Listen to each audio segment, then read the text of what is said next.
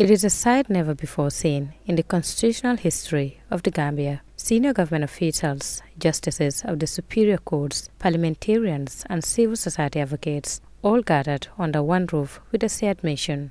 The landmark three-day event marks a significant moment in the nation's ongoing consolidation of democracy following its transition from decades of authoritarian rule in 2017. The summit, organized by a joint technical working group, aligns directly with the National Assembly's strategic plan to build a modern, independent legislature. In his welcoming remarks, the clerk of the National Assembly, Mr. Khalifa M. Bai, noted that effective parliamentary oversight cannot exist without mutual respect between institutions. No institution can achieve excellence in isolation. As a parliament, a parliament can only discharge its oversight responsibility effectively within an environment where judicial independence is respected, executive accountability is embraced.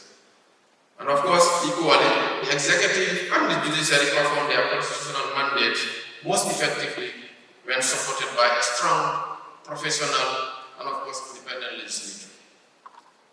It was from this conviction as a parliament, or as office of the clerk, that the idea of convening a structured national dialogue among the three organs of the state was conceived. And today that vision becomes a reality. The Commonwealth Latimer House Principles serve as a fundamental legal framework defining the balance of power among the executive, legislature, and judiciary across the 56 member nations of the Commonwealth. Legal expert Usman Jame provides an overview of these core principles, exploring their direct pertinence to the ongoing development and consolidation of the Gambia's democratic process. The issue of good governance is an embodiment of long-held values, principles, customs, and conventions, as well as best practices, which may not be perfect, yet they have shown that for our societies to exist as nation-states, they must be committed to upholding the principles of the highest standards for all stakeholders, citizens, and the governors alike. The first duty of government as a legal and a political entity is to ensure the greatest happiness of the greatest numbers of each citizen.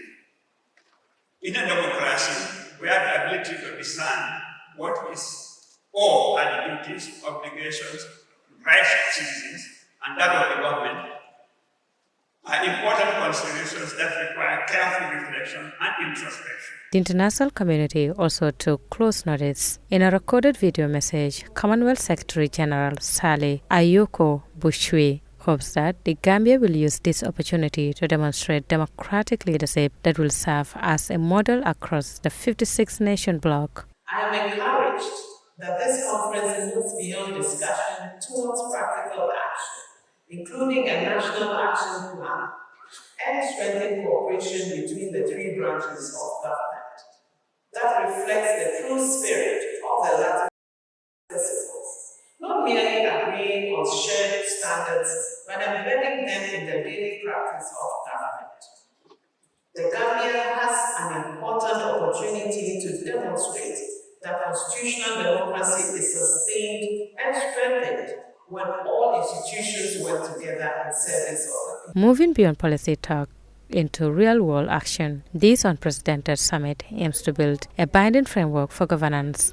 The ultimate goal is ensuring state institutions work hand in hand to strengthen the rule of law and safeguard the fundamental rights of every Gambian. Addressing the gathering, Chief Justice Hassan B. Jallow stated that judicial independence exists primarily to safeguard citizens' rights. He urged all three branches to maintain structured avenues for engagement while strictly respecting their respective constitutional mandates. Judicial independence occupies a very central place within the constitutional architecture. It is not a privilege conferred upon the judicial officers, nor is it an institutional advantage enjoyed by the judiciary. Rather, judicial independence exists for one fundamental reason, that is to protect the rights and freedoms of every individual who comes before the law, who comes before the courts. Every citizen, regardless of social status, of political affiliation, of wealth, ethnicity, religious belief, or other social status, must have confidence that his or her parties' accords will be determined impartially, fairly, and solely on the basis of the law and on the basis of the evidence. The Speaker of the National Assembly, Honorable Fabakary Tombong Jatta, reminded delegates that separation of powers must never mean separation of purpose. The Speaker also paid tribute to Chief Justice Hassan B. Jallow, who marks this historic conference ahead of his retirement from judicial service in August 2026. The separation of powers must therefore never be constituted or misconstrued as separation of purpose. Institutional independence is not intended to foster isolation or confrontation. Rather, it exists to ensure that each organ performs its constitutional responsibilities without fear or favor, while respecting the legitimate constitutional rule of the others. Democracy flourishes when independence is complemented by dialogue, accountability, and cooperation. As Speaker of the National Assembly, I remain acutely conscious of Parliament's unique constitutional responsibility. The National Assembly is the embodiment of sovereign will of the people.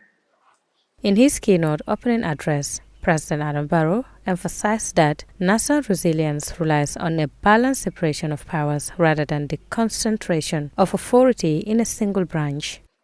This conference is therefore more than a night. It is a pledge.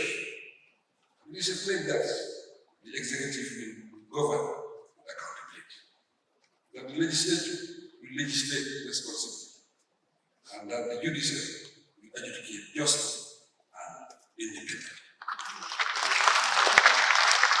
Together, we will uphold the Latimer House Principles and the guiding light of our democracy.